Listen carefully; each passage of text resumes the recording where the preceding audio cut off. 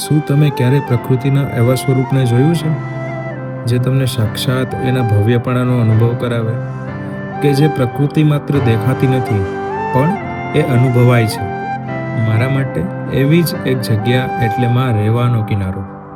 अलक्ष्य लक्ष्य लक्ष्य पाप लक्ष्य सार सायुधं ततस्तु जीव जन्तु तन्तु मुक्ति मुक्तिदाय. અમુક જગ્યાઓ એવી હોય છે કે જ્યાં તમને બોલાવવામાં આવે છે, અને મારી આ યાત્રા પણ કંઈક આમ જ શરૂ થઈ.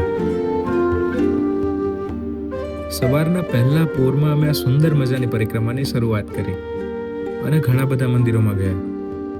બધા જ મંદિરોમાં કંઈક અલગ જ પ્રકારની ઉર્જાનો અહેસાસ થતો હતો.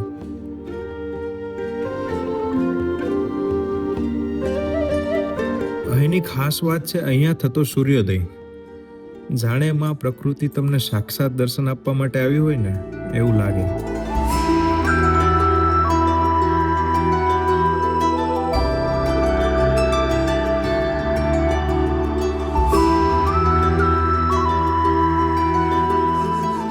મેં એવું સાંભળ્યું છે કે જો તમે સાચા મનથી આ નદીની પરિક્રમા કરો ને તો તમને કોઈ ને કોઈ સ્વરૂપમાં દર્શન તો આપે જ. અને કંઈક એવું જ થયું. હું કિનારા પર બેઠો હતો અને માનું સ્મરણ કરતો હતો. ત્યાં જ મને એક મગર દેખાય, અને કદાચ એ જ હતા માં નર્મદાના દર્શન.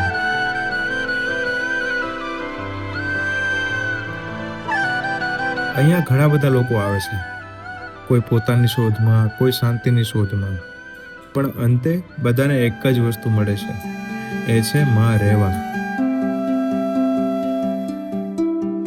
કહેવાય છે કે આ નદી માત્ર નદી નથી, પણ આ નદી આખા જગને વરદાન છે.